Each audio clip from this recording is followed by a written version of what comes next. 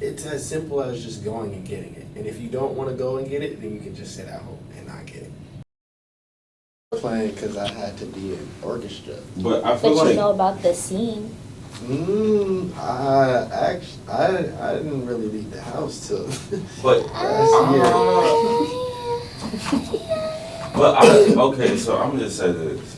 I feel like even you've been creative your whole life though, because you've been playing instruments. That's a creative art field, Joe, for your whole life. Yeah. Like, I didn't become a creative technically until, or people consider me creative until like 2023. That's not true. I didn't even know the word creative until 2022. Okay, but you started doing photography. But I wasn't like doing it like I'm a creative, With like intention. like But I'm a creative, like just because you look weren't at my branding art. yourself that doesn't mean you weren't a creative. But I mean, I think naturally, inherently, people are born as a creative, technically. But I'm saying like the label of like, yo, I'm a creative, like this is what I do, like, you know what I'm saying? That just happened. I think that's Because if that's the case, inevitable because we're talking about trends now. Nobody was calling themselves fucking creative 5 years ago. A creative 5 years ago. I think That people. wasn't how people labeled themselves. Like, I'm a creative. It was like, I'm an artist. I'm a photographer. I'm a this. I'm a But that. I'm saying, but that's technically is a creative though. So you were a creative before 2023. I didn't say I was a photographer though. Here we go. He was. And though. I would say I've never, not a I've creative. never labeled myself a photographer. But you were. That's how you got into getting this small studio. But you just probably just took pictures versus I'm a photographer. Is No, what you're Michael, saying? he was getting hired as a photographer to shoot. I think there's a people. difference though, cause like Okay. I've been doing photography since 2016, but I feel like I was just like I was getting booked, but just taking pictures. Like I feel like there's a difference between like being creative and like the whole process of working with your client to create like a set or a theme or whatever, rather than just going and taking pictures. I feel like you're also just talking about the evolution of you growing in that area. Like, yeah, of course, at first you're just picking up and playing with a camera, but that's part of it. Like, you have to go through that phase. That doesn't take away from what you are. True. I feel like there's a lesson in that. So what are you saying? So You've always been a creative. everyone Since in life. Houston is creative then. I mean, if you're being Yeah. technical, You got it. You got it, babe. technically speaking, I think everybody's a creative because like if you mix like ketchup with like mayonnaise when you're a little kid, like that's creative. You did that? I did. That's nice. It tastes good. It tastes pretty good. But like if you do that, that's technically a version of creativity. So as you expand, you just keep getting more and more creative. What happens is people get older and they lose that creative because everybody tells them what to do. And people don't know how to do anything that they want to do. So you were creative before 2023? Technically speaking, No. everybody here has been creative. So before. yes, I feel the answer like- is yes. So yes, thank you. but what I'm trying to say is like it wasn't until probably when I got the like when I was building the space, I was like, oh shit, like I'm one of Now those. I'm a creative. I I'm feel one of those like creative people. This is me. I feel like you can have like it's like a cup. Picture a cup, and there's like water in the cup. And when you're born as a kid, it's like 99% water, and that's the creativity. And as you get older, it slowly just gets diluted by just like just non-creativity. And that's why it's like when I go into elementary schools versus going to high schools, it's like I'm in the elementary schools and I'm like, guys, let's be creative. Let's play something. Let's play something different. Like the kids are like, okay, let's do it. And you know, they're like down and like immediately trying to create something new. But it's like when I go into high schoolers, they're like, oh, this is boring. Like what are we doing? I feel like Houston is a city, they have a higher percentage of people that have a higher percentage of that creativity in them, but it's like you would never know because they just don't go around being like, okay, I'm doing this. Like I feel like the average person in Houston like has created before in their life or done something creative or been a dancer, a singer, actor, like something, but they just are just they've just lost that creative tendency, and it's just it's just Low dwindled. key. And I kind of see it. I saw it in my high school because it's like I went to a high school where it was performing and visual arts, and everyone there did their creativity like every single day, but it like it started to get like, okay, you are being forced to be creative. You're being forced to do your art, and like there's a ranking system of how, then they kind of lose that passion for it. And a lot of the people like after high school, they just stopped being creative, even though like on paper and compared to the rest of the world, we don't realize like at PVA we're like the top of the top and like cream of the crop of creativity, but it's like we just didn't know that and just kind of just lost that drive. People don't love the game. That's the problem. They don't love it. Mm-mm. You gotta wake up every single day and just love the game. Jay, where's the studio? I'm itching. You know what I'm saying? Like, I had watched this video, and this dude was talking about the difference between somebody that's hungry and somebody who got food, right? Starving. Someone who's hungry is starving. So the person who's starving, they ain't got no food. So they wake up every single day, like, trying to do the best they can so they can eat. Then there's the one person who got food, and they just do it because they can. You know what I saw the other day? What did you see? The difference between people who train to win and train like winning isn't an option. Like that's the default. I'm already gonna win. Like I'm gonna do more. Like I'm gonna devour the entire situation. Like, and they were saying they named LeBron as somebody who doesn't train to win.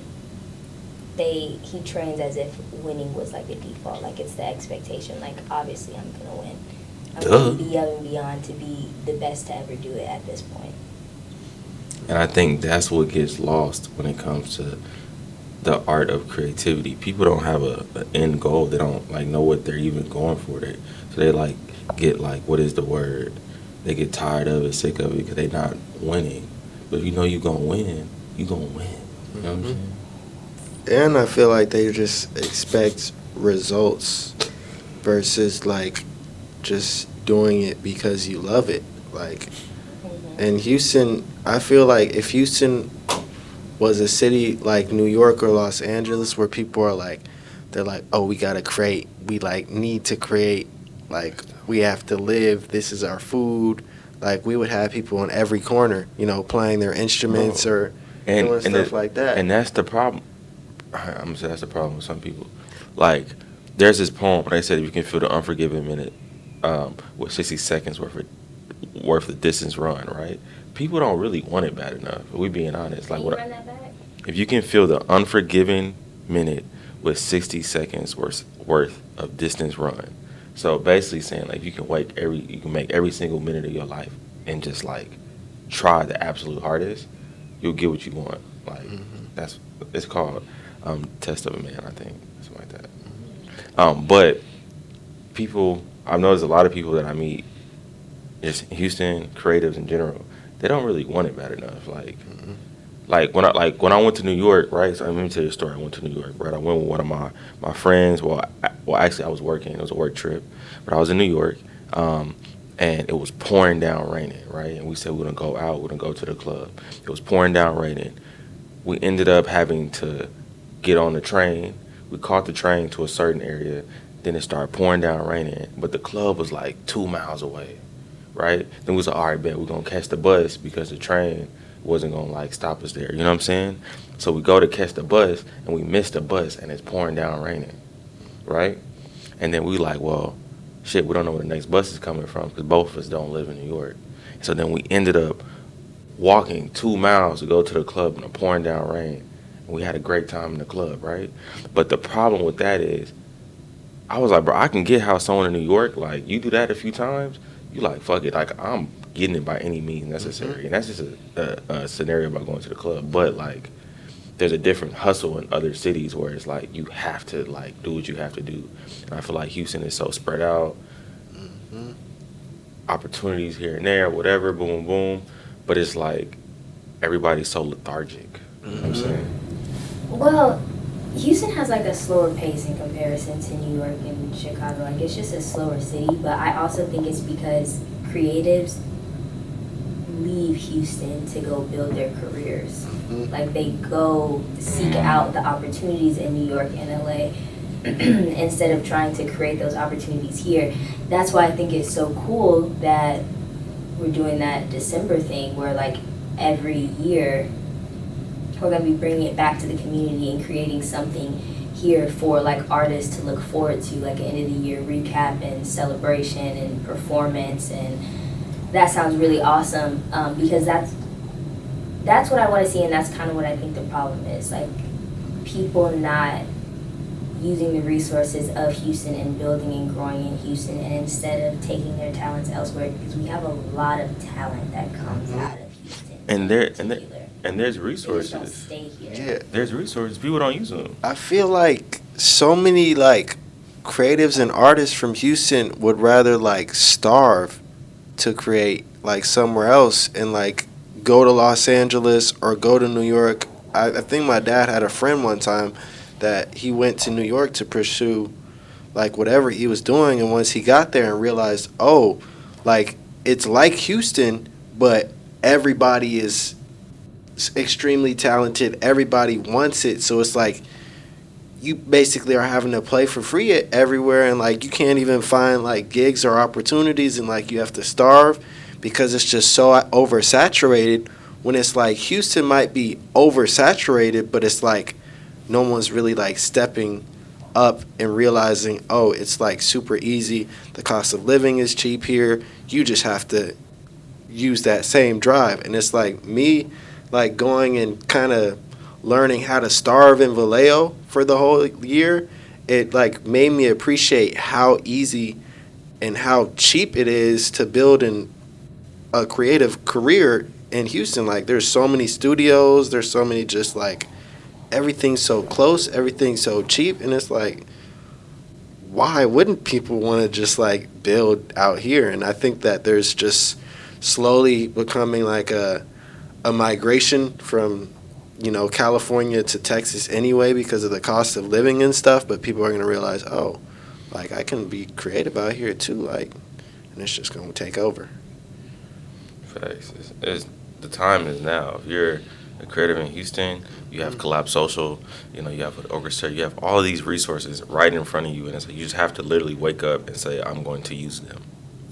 I also think like the pandemic in Houston was just like a reset for everyone to just like, I don't know, Houston just seemed to really, really, really shut down. So like people just weren't outside, and I feel like people are slow to get outside right now, but it's like the people that really want to go get it and really want to get outside right now like can have the opportunities to do it. Like we've been doing these Hood Orchestra events like all year, and it's like I was just expecting people to just be like, oh my God, we get to be creative again and like come outside. But it's like not a lot of people take the opportunities, and I'm like, bro, come to a producer cook-up, come to a content day, like network.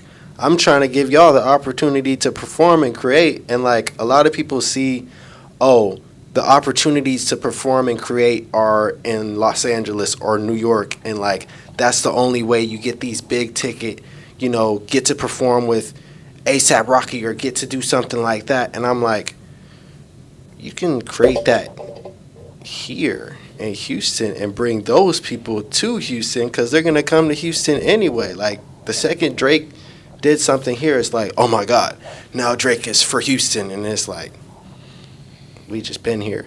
It's just dormant, I feel like. And I do have a question though when it comes to that. Like, so let's say somebody they hustling, they getting it, they doing every single thing they can. How do you balance being the professional or the business person in the creative field versus being the creative that needs time to think and create and do all of that stuff? I think you can't really balance it until you like it takes a long time. Like everyone wants to I feel like everyone wants a manager before they have something, like have a product that's like worth managing and that's like moving so quickly that you just physically can't do anything, everything. And it really just comes down to like, if you want to be a successful creative, you're not just going to be creative. Like, you have to do the stuff that you don't want to do and do the paperwork and like do all the editing and the content and all that. Like, it's just not going to all just come together at once. So there's like, for the first, however long, there's not going to really be a balance, but you just have to figure out creative ways as a creative ways to just make things easier and take those breaks, those breaks when you're not running around. It's like reset the brain, reset the mind. Don't force yourself to be creative, like, because once it comes, like, you're just forcing, and then it's like, oh, I'm forcing creativity plus forcing having to do the business. That's when you get burned out, and you're just like, I don't want to do this anymore. But it's like, it's just a natural process, just patience, having patience and knowing that, like, when it all comes together, it's going to all start coming together, like, in multitudes versus just, like, this little thing. It's just all going to be just like a flood, and then it's going to be like, oh, this is what I worked and struggled and had to do the stuff that I didn't want to do. Because it's like, also when you do the business side of stuff yourself, like, you actually know the business. So it's like, if you have someone doing the business for you and they're not doing it correctly, or if it's like, in my case, like with a finesse situation, all these janky business people coming to me, but it's like, I already knew the business, so I'm like, I don't need you. Like, no. And it's like, if it was a situation that made sense, I was like, okay, this makes sense. But like, you just kind of have to be everything, not just a creative. And a lot of people just want to be like, oh, I just want to play the violin. I just want to make the music. I just want to do this. And it's like, that's not realistic at all. It's much easier now because we have these resources. We have ChatGPT. We have Collab Social, where it's like you can have that ease of access. But like back then, like, rappers really like had to make their way just rapping everywhere they could, on the street, open mics, like just getting everywhere. We didn't just have a phone where we could just make all these contacts and be found. So it's like, you really have to do it yourself and just build. Facts. They be rapping in school. I need a pencil, my dog. Like, they would just rap. Any opportunity they got. I think another thing when it comes to the balance portion is sacrificing yourself to the chaos. If you're someone who is the most creative or vibrant at 2 a.m., let that be that. You gotta find your flow. Yeah, find your flow. You're already doing something that's relatively unconventional. Like, you're not in the corporate world. You're not doing a 9 to 5, so don't listen to 9 to 5 rhetoric. They're going to tell you, wake up at this time, go to sleep at this time, do this, and that's how you become successful. But you're already in a field where there's no blueprint. Every successful artist has really just had to find out what works for them. I mean, there are some universal truths, like practice makes perfect, or the more you fail, the more you succeed. But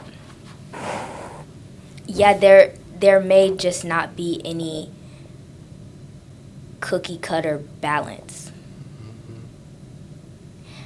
I'm speaking for myself personally because I had to stop like trying to put myself into a mold. And if I got inspired I'm a night owl, so I am up all hours of the night and not so much during the day. But yeah, if I get inspired at 10 p.m., then I'll be up until 4, 5, and that works for me. So yeah, that's the balance part. There really is no balance. Just doing whatever you feel led or inspired to do in the moment, and just diving into it. What works for you? What works for me? This mic is not connected to it. So. Oh. Here. Oh. Is that close enough? Test. Oh, what about this? Just twist it.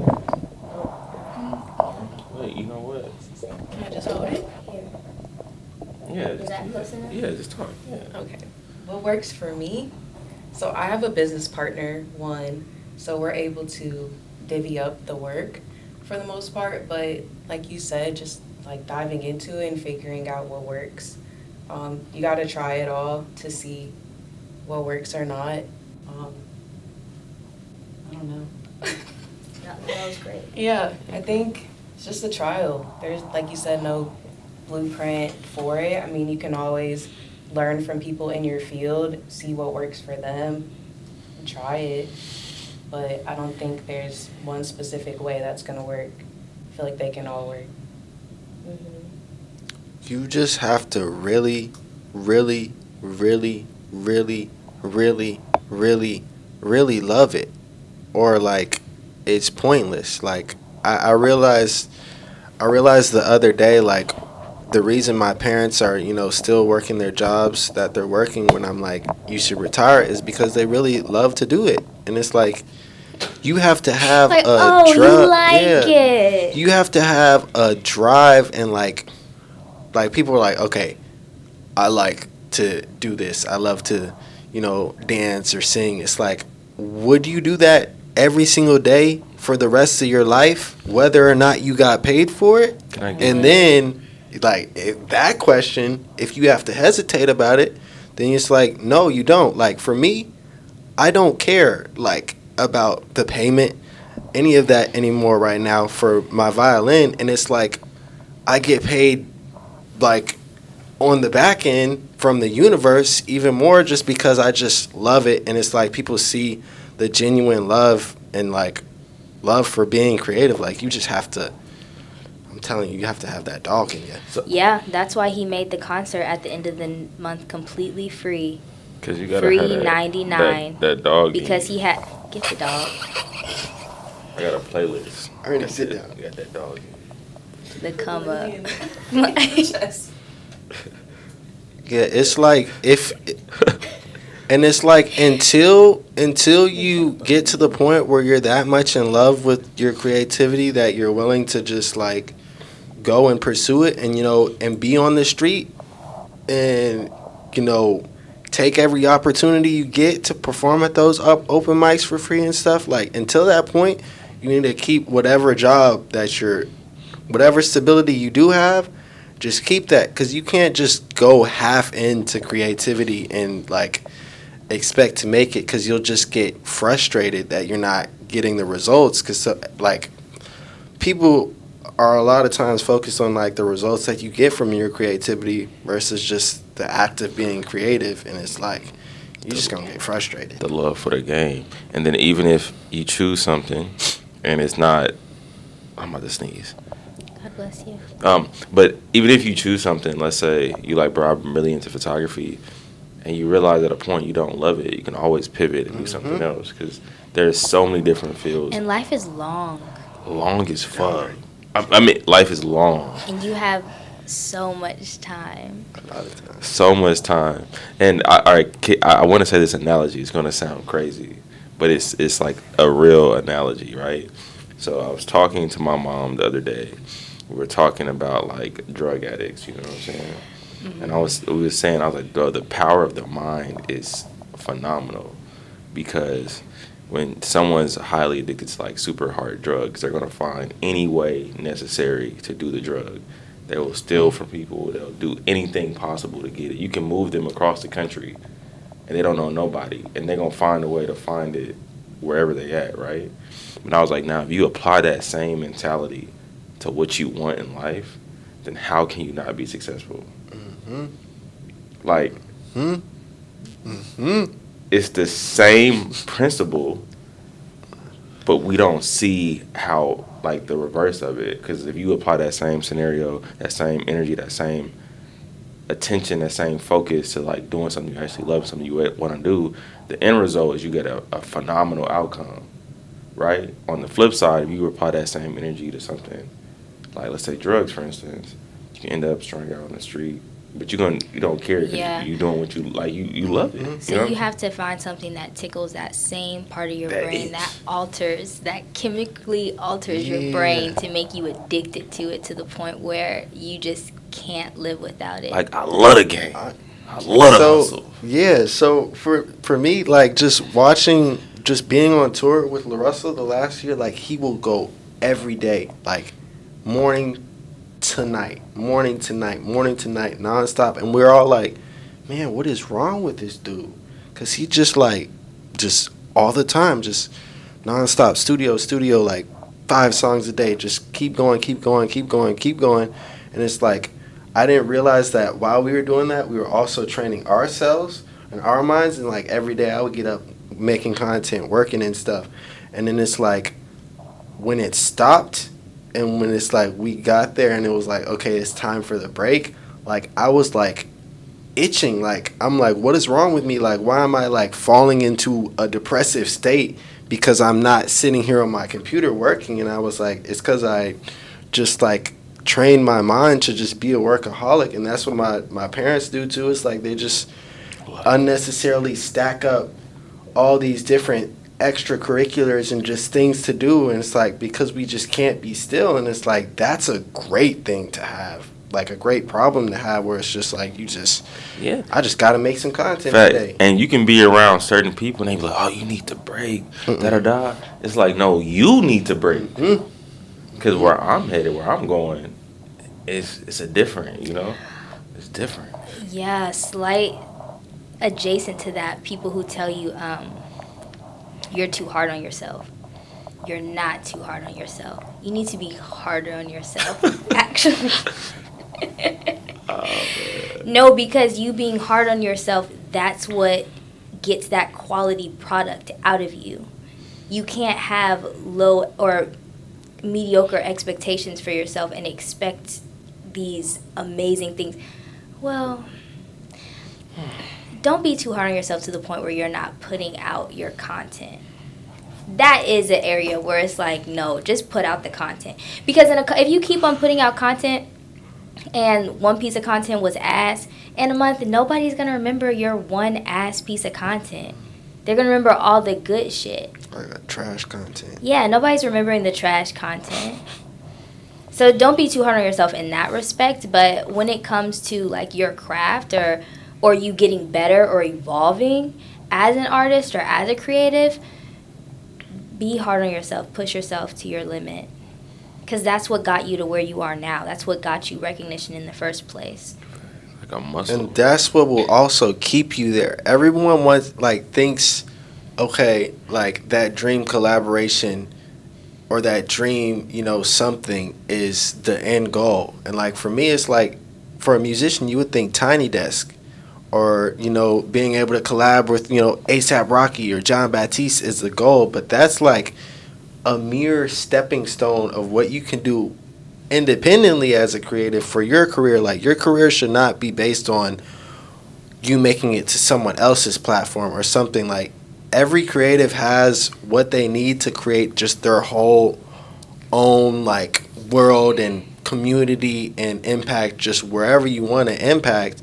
And it's like you should not stop at that, because a lot of people will get to that point and then they'll just be like, okay, where now? And then they'll just kind of have this like identity crisis, and it's like, okay, well, I thought this was gonna, the heavens were gonna open up once I got this collaboration, but they might realize, oh, that collaboration doesn't mean like, oh, you're finna be a millionaire. It's just like, oh, someone followed you on Instagram. Now what? Like, you just have to keep going no matter what, and not even like turn those results off. Turn Instagram off. Like, don't look at the comments, don't look at the likes, just get it out. Just you being comfortable enough to share it is like the art. Slight flex. He has accomplished everything he just mentioned. He's been on Tiny Desk. He's collaborated with A$AP Rocky. He's literally talking from experience. Like, this is the mentality that he's gone through and evolved out of. So. Indeed. Yeah. That's so cool and funny to hear when you talk sometimes. Because, like, you're saying, like, this general message that you've observed, but it is stuff that you are living through and processing in the moment. Like, he's 9.9 times out of 10 always talking about his own life experience. Yep. Which also leads us into how, on this journey of evolving as an artist and a creative, how do you sustain that and build meaningful connections? My biggest thing is networking across instead of trying to network up, which kind of goes into Horizontal what he's talking to, versus like, vertical. yeah, not looking for those big collaborations, but the big collaboration that you're looking for is your peer. Because those are the people who are going to turn into the ASAP Rockies or the people who are going to run the Tiny Desk. So, but even aside from looking at where they could be and like trying to, what is it? I don't know, like use them for their potential. Just genuinely pour into people how you would like for them to pour into you. Like see somebody who has a similar vision, be like, yeah, that's dope, and share those resources with them. Yeah. And I think that will also help like just build a better community of creatives in Houston where people don't want to leave. It's just like helping each other out. Like if you're a model, find a photographer that you really like his vision and the way he shoots, and y'all can rise up together. Yeah. A lot of people they want to get married before they date.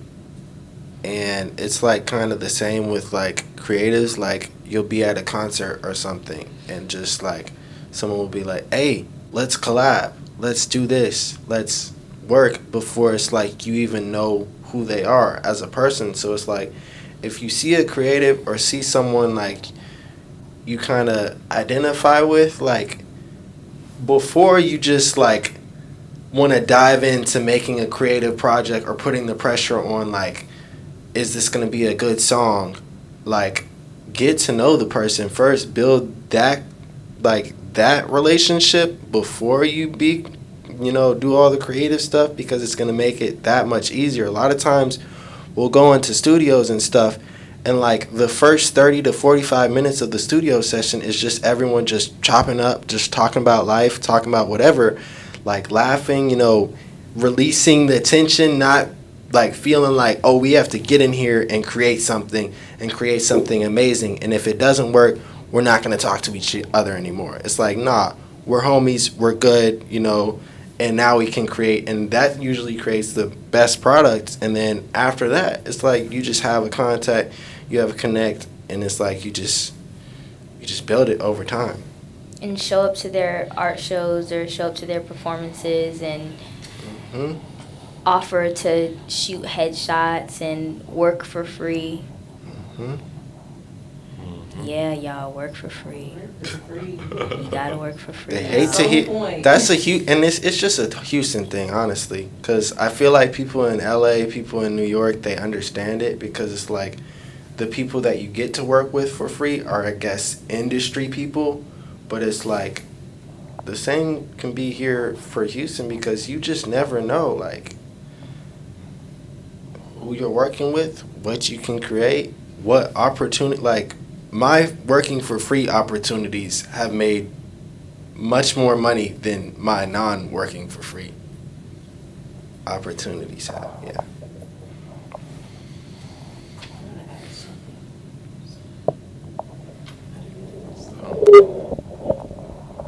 Okay.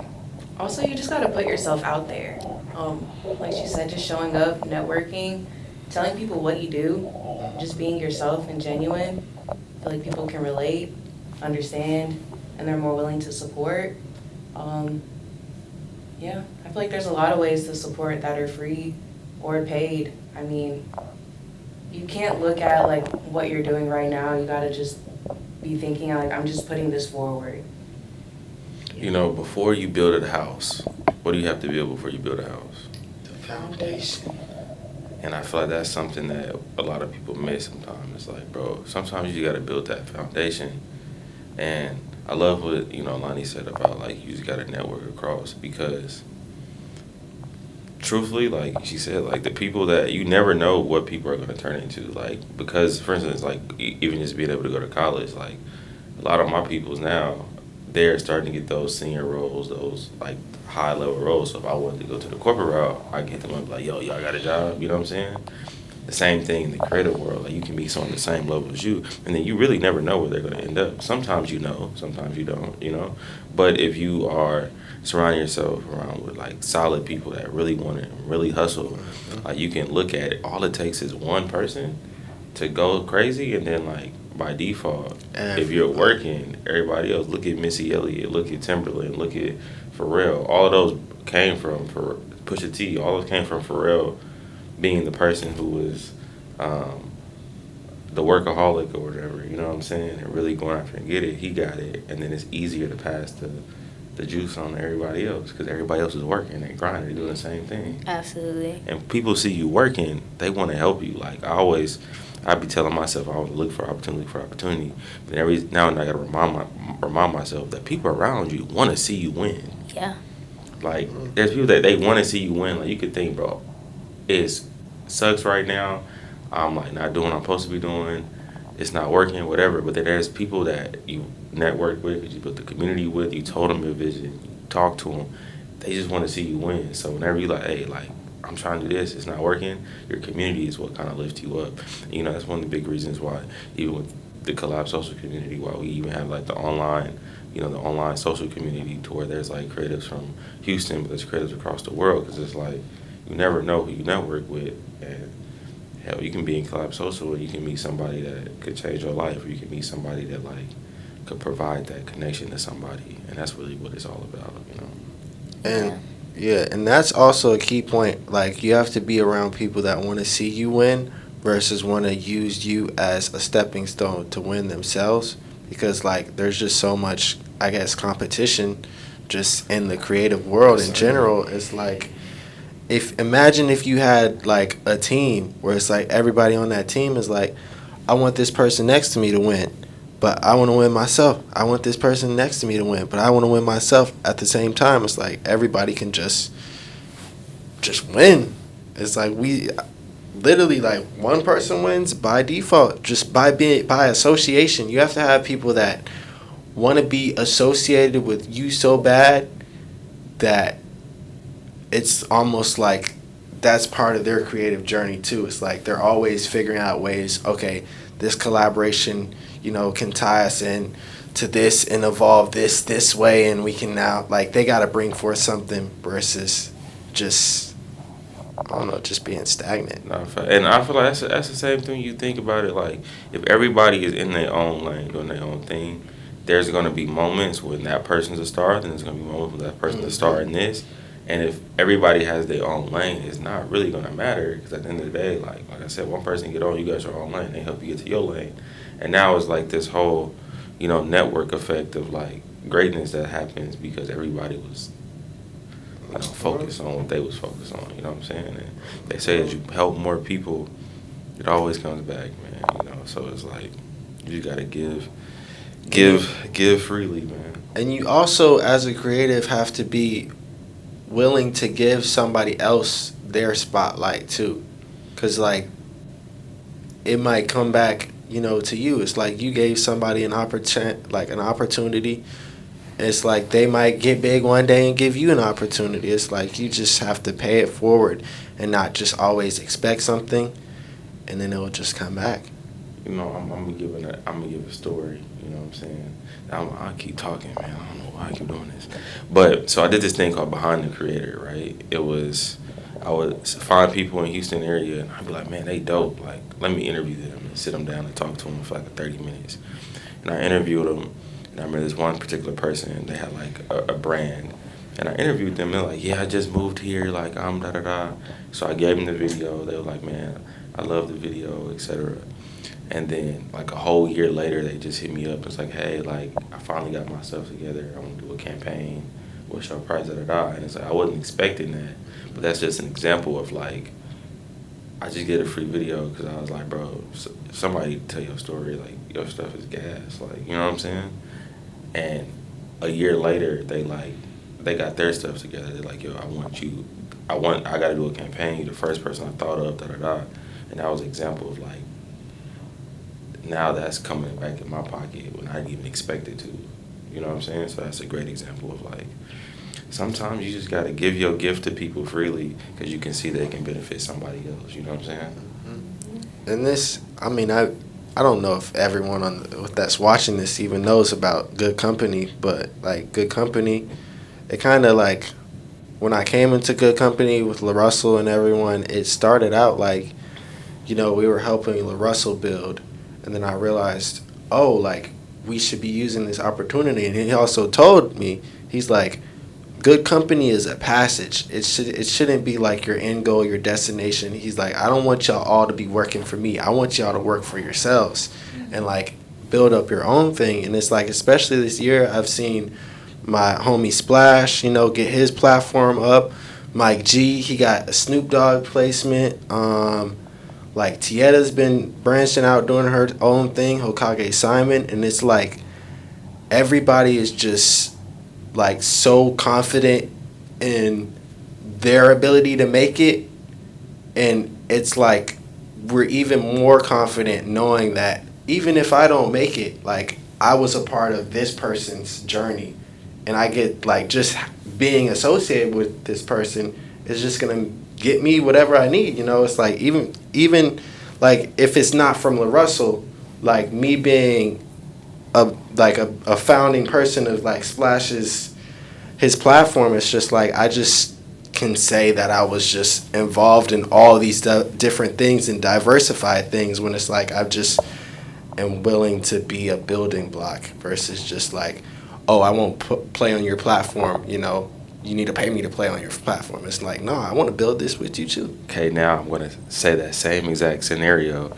but in the mind frame of building a company, right? There's these companies called startups, right? Mm-hmm. When you look at the company PayPal, it was Elon Musk, it was the founders of YouTube, it was like the founders of some other stuff, like some really big stuff, and they all came together, built this one platform up, and then branched out and created their own platforms.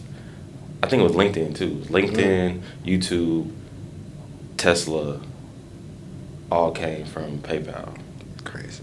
But because they all put their own minds together to just say, we're going to believe in this one vision. And then that enabled them to all get their money up, fund their next vision.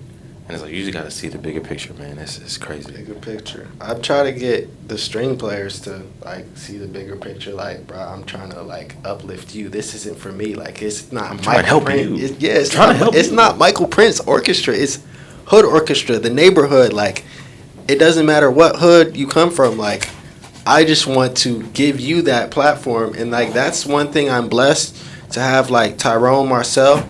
He's, like, understood the vision. And it's, like, he could charge me thousands to come play at my concert, but like it's more of a like him wanting to build and him understanding like we can get to tour as musicians versus having to do gigs at musicians. There's a big difference, like being able to be autonomous as a musician and be able to say no to stuff versus feeling like, oh, I'm starving, I'm desperate, I have to do this. So it's like they'll understand. They will get the concept.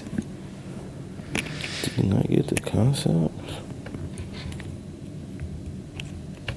Is this camera on?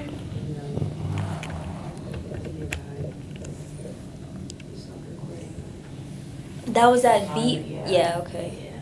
That's why I was like, this mic isn't. Yeah. Wait, that was way longer than 5 minutes ago you said that, right? Well, I heard it beep, so then last one I was like, well, this mic's Oh, y'all done talking? Yeah, we can wrap it up. Oh yeah, y'all do that. I feel like this was fire. This is great conversation. It was actually just talking. Exactly, yeah. Yeah, that's the key. Two helper questions. Huh? Okay, cool. Thank you guys so much for joining us today. I'm just blessed to be here. Yeah. We hope you learned something informative. Just be like inspired to know that it is possible. Like if you really just work and really just have that dog in you and just go get it. Like it's as simple as just going and getting it. And if you don't want to go and get it, then you can just sit at home and not get it. And be audacious, especially Black people. Have audacity because the others do. They have a lot and they take up space. So take up space because you have a right to be there. You always have a right to be in the room. Just put yourself in the room. You gotta walk in there like God sent you. Mm-hmm. Yeah, without the experience or without the credentials, because they do it all the time. They are not qualified to be. We saw what happened with the election. We have somebody with felonies running the country. Like, these people do not be qualified. You are qualified. Yeah. Even if you're faking the qualifications. There's no such thing as a qualification, really. Like, Yeah, give them to yourself. be whoever Be you want to audacious. be. You know, Creates. That is true. Cause I've been in rooms where I thought I was underqualified. Uh-huh. I started Yeah. talking to people and I was like, You get the position. You are not it. Uh-huh. You're not what I thought. They're never what you think. They're rarely what you think. The people that you're comparing yourself Just to, regular people. they're just regular people every Just single like you. time. They just had audacity. That's literally the only difference. Hmm? Mm. Well, Oh. this has been an amazing time. My name is Amazing. Khalil Martin. Well, Khalil B. Martin. Thank you. Gabrielle. Oh, Gabrielle Moore. Alani B. Butler. I'm Michael Prince, and this is Ernie. He's He just raised been his head a chilling. little bit. He's just been chilling. Yeah. Wow, it's phenomenal. Yep. Beautiful. Thanks, guys. Beautiful.